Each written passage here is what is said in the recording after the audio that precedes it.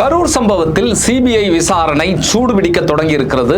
இந்த சிபிஐ விசாரணையை மேற்பார்வை செய்து கொண்டிருக்கக்கூடிய உச்சநீதிமன்ற ஓய்வு பெற்ற நீதிபதி அஜய் ரஸ்தோகி தலைமையிலான குழு இன்று கரூருக்கு வந்திருக்கிறது.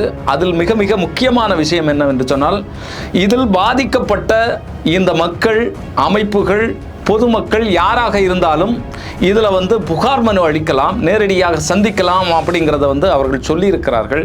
இது மிகவும் முக்கியமான ஒரு விஷயமாக பார்க்கப்படுகிறது.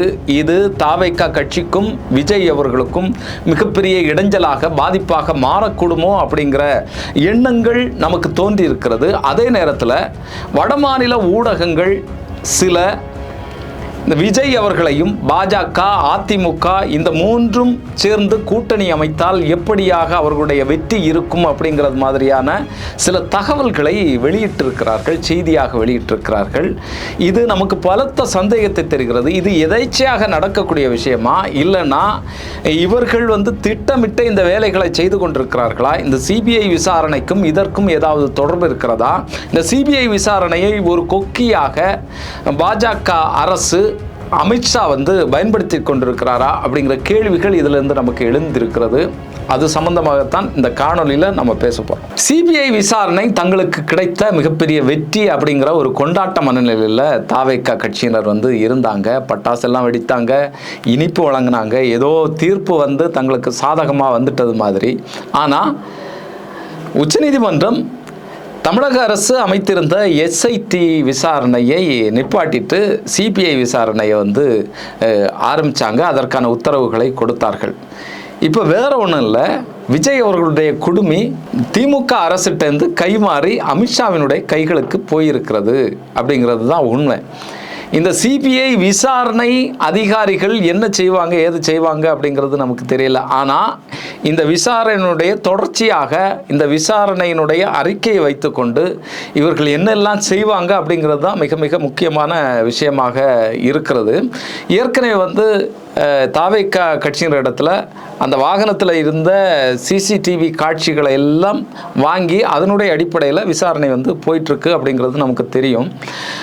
இந்த சிசிடிவி காட்சிகளை வச்சு தான் கரூர் மாவட்டத்தில் அந்த வேலுச்சாமிபுரத்தில் இருக்கக்கூடிய அந்த மக்கள், பாதிக்கப்பட்டவர்கள், அந்த பகுதியில் இருக்கக்கூடிய கடை வைத்திருக்கக்கூடியவர்கள், குறிப்பாக ஆம்புலன்ஸ் ஓட்டுநர்கள், காவல்துறை அதிகாரிகள், இவர்களை எல்லாம் கூப்பிட்டு இந்த காட்சிகளை காட்டி தான் இவர்கள் கேட்குறாங்க. இது எப்படி உங்களுக்கு தெரியும், இது நடக்கும்போது நீங்கள் அங்கே இருந்தீங்களா, இப்படிங்கிற மாதிரியான விஷயங்கள் எல்லாம் அவர்கள் கேட்டிருக்கிறாங்க. முக்கியமாக தாவேகா கட்சியினர் இன்னைக்கும் அவர்கள் இந்த திமுக தான் இதற்கு காரணம், இப்படி ஒரு பிரச்சனையை உருவாக்குனது அவர்கள் தான், இதில் திட்டமிட்ட சதி இருக்கு அப்படிங்கிறத தொடர்ச்சியாக பேசிக்கொண்டே இருக்கிறார்கள்.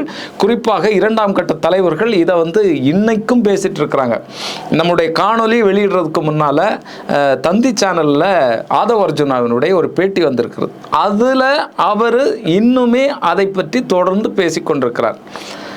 அந்த நேர்முகத்தை எடுக்கக்கூடிய நபர் கேட்குறாங்க, இது எப்படி சொல்கிறீங்க, நீங்கள் எதனுடைய அடிப்படையில் இதை பேசுகிறீங்க அப்படின்னு சொன்னால், விஜய் அவர்கள் தொடர்ந்து இந்த பிரச்சாரத்தை பண்ணுறது மிகப்பெரிய ஒரு அச்சத்தை திமுகவுக்கு உருவாக்கி இருக்கிறது. அப்போ அவங்க தான் இதை செய்திருப்பாங்க அப்படின்னு சொல்லி, அதற்கான எந்த ஆதாரமும் இல்லை, எந்த விதமான விஷயங்களையும் அவர்கள் பொதுவெளியில் இதுவரைக்கும் சொல்லலை. ஆனால் கத்தி கொண்டு வந்தாங்க, ஸ்ப்ரே அடித்தாங்க, இப்படி தான் அந்த தியரியை திரும்ப திரும்ப பேசிட்டு இருக்கிறாங்க. இது அரசியல் ரீதியாக அவர்கள் மக்கள் மத்தியில் ஒரு பொய்யை திரும்ப சொல்லி அதை உண்மையாக்கக்கூடிய ஒரு வேலையை பண்ணிட்டு இருக்கிறாங்க. சரி, இப்போ சிபிஐனுடைய விசாரணைக்கு வரும். சிபிஐ விசாரணை பொறுத்தளவில் தாவேகா கட்சியை சார்ந்த ஆதவ அர்ஜுனா, புஷி ஆனந்த், நிர்மல்குமார், அது மாதிரி கரூர் மேற்கு மாவட்டத்தினுடைய பொறுப்பாளராக இருக்கக்கூடிய மதியழகன், இவர்களெல்லாம் கூப்பிட்டு விசாரித்தாங்க. 2 அல்லது 3 முறை அதை விசாரிச்சிருப்பாங்க அப்படிங்கிறது நமக்கு தெரிய வருகிறது. இதுல பல்வேறு கிடுக்குப்பிடி கேள்விகள் கேட்கப்பட்டதாக சொல்லப்படுகிறது. வெளியில பேசக்கூடிய இந்த தியரியை உள்ள போய் இவர்கள் பேசுறாங்களா அப்படிங்கிறது நமக்கு மிகப்பெரிய கேள்வியாக இருக்கு. அப்படி போய் சிபிஐட்ட இந்த பொய் புழுகை எல்லாம் பேசிட்டு இருக்க முடியாது. நமக்கு தெரியும் வெளியில என்னென்ன பேசுறாங்க. அப்புறம் நீதிமன்றத்துக்கு போய் இவர்கள் என்ன பேசினாங்க, இது ஒரு விபத்து அப்படின்னு சொல்லி புஷி ஆனந்த் தரப்புல பேசினது நம்ம எல்லாம் கண்கூடாக பார்த்தோம். இந்த விசாரணை அறிக்கையை, முதல் கட்ட அறிக்கையை உடனடியாக தாக்கல் பண்ணக்கூடிய வேகத்தில் சிபிஐ வந்து இருந்து கொண்டிருக்கிறது. இந்த நேரத்தில் தான் இதை கண்காணிக்கக்கூடிய, மேற்பார்வை செய்யக்கூடிய சிபிஐயினுடைய உச்சநீதிமன்ற ஓய்வு பெற்ற நீதிபதி அஜய் ரஸ்தோகி அவர்களுடைய குழுவோட இன்னைக்கு கரூரில் வந்து வந்திருக்காங்க. அவர்கள் வந்து ஏற்கனவே இதில் பாதிக்கப்பட்ட மக்கள், உயிரிழந்தவர்களுடைய குடும்பத்தினர், பொது அமைப்புகள் யார் வேணுனாலும் வந்து தங்களுடைய புகார்களை வந்து தெரிவிக்கலாம், நேரடியாக சந்திக்கலாம் அப்படிங்கிறத சொல்லியிருக்கிறாங்க. இது ஏற்கனவே விஜய்க்கு கிடைத்த ஒரு நெகட்டிவ் இதாக கூட நம்ம பார்க்கலாம். என்னன்னு சொன்னால், இதுவரைக்கும் சிபிஐயை பொறுத்தளவில் அவர்கள் யாரை தேர்வு செய்து விசாரிக்கிறாங்களோ அந்த மக்களை மட்டும்தான் விசாரணை வளையத்துக்குள்ளால கொண்டு வந்து விசாரிச்சுட்டு இருந்தாங்க. இப்போ பொதுவாகவே யார் வேணாலும் வந்து புகாரை தெரிவிக்கலாம் அப்படின்னு சொன்னால், விஜய் மீதும் தாவேகா கட்சியின் மீதும் அங்கே நடந்த விஷயங்கள் பொறுக்க முடியாமல் இருக்கக்கூடிய மக்கள் வந்து புகார் அளிக்கலாம். அதற்கான வாய்ப்புகள் இருக்கிறது. தங்களுடைய பிள்ளைகளை இழந்தவங்க வந்து விஜய் தான் இதற்கு குற்றவாளி அப்படிங்கிறத வந்து சொல்லலாம். பல உண்மைகள் அவர்களிடத்திலிருந்து வெளிவரலாம். இன்னும் சொல்லப்போனால், இதை அரசியல் ரீதியாக எதிர்கொள்ளக்கூடிய திமுக நிச்சயமாக தாவேகாவை ஒடுக்குவதற்கான வேலையை இந்த விஷயத்தில் நிச்சயமாக செய்யும். அதில் எந்த விதமான மாற்றமும் இல்லை. என்னன்னா, தொடர்ந்து தாவேகாவை பொறுத்தளவில் திமுகவை இந்த விஷயத்தில் குற்றம் சாட்டிகிட்டே இருக்கிறாங்க. இதை எதிர்கொள்ளக்கூடிய விஷயத்தை இவர்கள் கவுண்டர் பண்ணக்கூடும். அந்த வகையில் திமுகவை சார்ந்த நபர்களே இதில் போய் புகாரை அளிக்கிறதுக்கான வாய்ப்பு இருக்கிறது. இந்த விசாரணை இதில் போய் தங்களுடைய நிலைப்பாடு, இல்லைன்னா தங்கள் பார்த்தது, விஜய் அவர்கள் காலதாமதமாகி வந்தது, இந்த விஷயங்களை எல்லாம் சொல்லக்கூடும். அப்போது இது மிக மிக முக்கியமான ஒரு விஷயமாக, இன்னும் விஜயை தூக்குறதுக்கான ஒரு கொக்கியாக சிபிஐ விசாரணையில் அமையக்கூடும் அப்படிங்கிறது தான் நம்முடைய பார்வையாக இருக்கு. இந்த நேரத்தில் வடமாநிலத்தை சார்ந்த 3 ஊடகங்கள், இன்னும் அவர்கள் சுயாதீனமாக இயங்கக்கூடியவங்க, இந்த ஆன்லைன் மீடியாக்கள்னு சொல்லுவோம்ல, அதில் இயங்கக்கூடியவங்க, ட்விட்டரில் அவர்கள் வீரியமாக செயல்படக்கூடிய அந்த 3 மீடியாக்களும், விஜய், அதிமுக, பாஜக இவர்கள் 3 பேரும் கூட்டணி வைத்தால் தமிழகத்தில் 2026 ஆட்சி அமைக்கலாம், மிகப்பெரிய வெற்றியை பெறுவார்கள் அப்படிங்கிற விஷயங்களை எல்லாம் கசிய விட்டுட்டு இருக்கிறாங்க. அதில் 3 மீடியாக்களில் காஷ்மீரி ஹிந்து அப்படின்னு சொல்லி ஒரு பத்திரிகை, ஆன்லைன் ஊடகம், அவங்க என்ன சொல்கிறாங்கன்னா, இப்போது விஜய் அவர்களுக்கு 26% வாக்குகள் வந்து இருக்குது. கள ஆய்வுகள் அதைத்தான் சொல்லுது. எங்கே போய் இவர்கள் கள ஆய்வு பண்ணாங்க அப்படிங்கிறது நமக்கு தெரியல.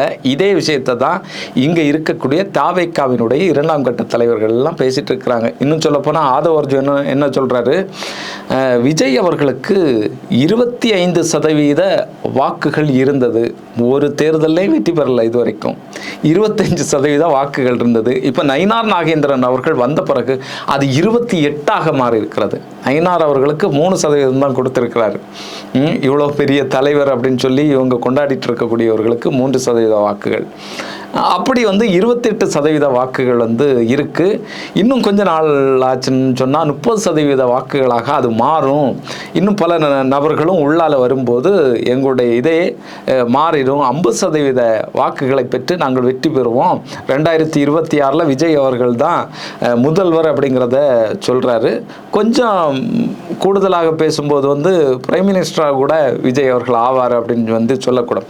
அப்போ இந்த காஷ்மீரி ஹிந்து என்ன சொல்லுதுன்னு சொன்னா, விஜய் அவர்களுக்கு 26% வாக்குகள் இருக்கிறது, அவருக்கு கிடைக்கக்கூடும். இதோடு கூட ஏடிஎம்கே, பிஜேபி இந்த 2 கட்சிகளும் இணைந்து கூட்டணி வைத்தால் 50% வாக்குகளை பெற்று ஒரு தன்னிகர் இல்லாத ஒரு கூட்டணி கட்சியாக இவர்கள் உருவெடுப்பாங்க. தமிழக வரலாற்றிலே இப்படிப்பட்ட ஒரு இது வந்து நடந்ததில்லை. அப்படி ஒரு மாற்றத்தை இவர்கள் செய்வார்கள் அப்படிங்கிறத வந்து இந்த காஷ்மீரி ஹிந்து வந்து சொல்லுது. இன்னும் சொல்லப்போனால் அவர்கள் என்ன சொல்கிறாங்கன்னா, விஜய் அவர்கள் ஒரு வெள்ளை குதிரையாக மாறி அதிசயத்தை நிகழ்த்துவார் இங்கே அப்படிங்கிறத வந்து சொல்கிறாங்க.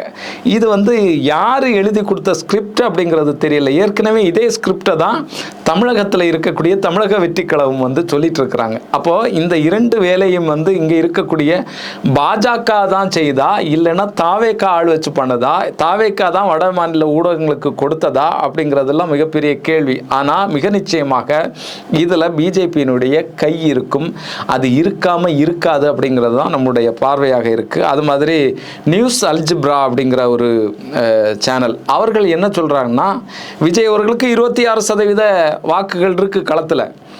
இதற்கு கூட வந்து ஏடிஎம்கே பிஜேபி இவர்கள் சேர்றான்னு வைங்க.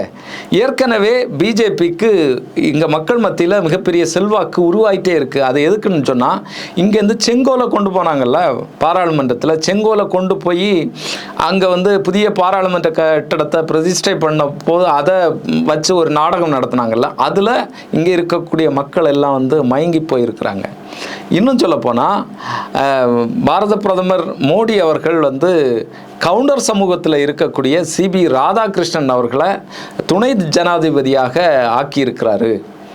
அதன் மூலமாக ஒரு கணிசமான செல்வாக்கை வந்து பிஜேபி இங்கே பெற்றிருக்கு. அது மட்டுமல்ல, ஏடிஎம்கேயினுடைய முக்கியமான தலைவர்களாக இருந்த நயினார் நாகேந்திரன் அவர்களை தான் இப்போ வந்து பிஜேபியினுடைய மாநில தலைவராக வந்து ஆக்கியிருக்கிறாங்க. இதெல்லாம் சேர்ந்து பிஜேபிக்கு மிகப்பெரிய செல்வாக்கை இங்கே உருவாக்கியிருக்கு. அப்படி பார்த்தாச்சுன்னு சொன்னால் இவர்களுக்கு 50%க்கு மேலே வாக்குகள் கிடைத்து மிகப்பெரிய ஒரு பிரம்மாண்ட வெற்றியை இவர்கள் பெறுவார்கள் அப்படிங்கிறத வந்து சொல்கிறார். அது மாதிரி மேக் அப்டேட் அப்படிங்கிற ஒரு சேனல் அவங்க என்ன சொல்கிறாங்கன்னு சொன்னால், இந்த 3 கட்சிகளும் கூட்டணி சேரும்போது தமிழகத்தில் இருக்கக்கூடிய வாக்குகளில் 3/2 பங்கு வாக்குகளை இவர்கள் பெறுவார்கள் அப்படின்னு வந்து சொல்கிறாங்க. 1% தான் திமுக கூட்டணி கட்சிகளுக்கு கிடைக்கக்கூடும். ஏன் அந்த 1% அங்கே கொடுத்தாங்க அப்படிங்கிறது நமக்கு தெரியல. இப்படிப்பட்ட கதைகள் எல்லாம் இங்கே வந்து நடந்துட்டுருக்கு. அப்போ இது எல்லாமே எதேச்சையாக நடக்காது அப்படிங்கிறது தான் நம்ம பொறுத்த அளவில் அரசியலில் இருக்கக்கூடிய கணக்கு வழக்குகள். அப்போ இதுக்கு பின்னால் பாஜக இருந்து மிக தீவிரமான வேலைகளை வந்து பண்ணிகிட்ருக்கு. நாளைக்கு திடீர்னு சொல்லி விஜய், நாங்கள் எதிர்க்க வேண்டியது திமுகவை தான், எங்களுடைய அரசியல் எதிரி திமுக, தமிழகத்தில் இருக்கக்கூடிய மக்களுக்கு மிகப்பெரிய துரோகத்தை திமுக செய்து கொண்டிருக்கிறது, அதை வீழ்த்துவதற்கு நாங்கள் வந்து பாஜகவோட கூட்டணி வைக்கிறோம், வேற எந்த உள்நோக்கமும் எங்களுக்கு இல்லை, இது ஒரு தேர்தல் கூட்டணி தான் அப்படிங்கிறத வெளிப்படையாக சொல்லிட்டு வரலாம். எந்த வாய்ப்பு இருக்குது அப்படிங்கிறது நமக்கு தெரியாது. இன்னொன்று பல்வேறு கணக்குகள் இருக்குது, அது இன்னொரு இதில் நம்ம வந்து பேசலாம்.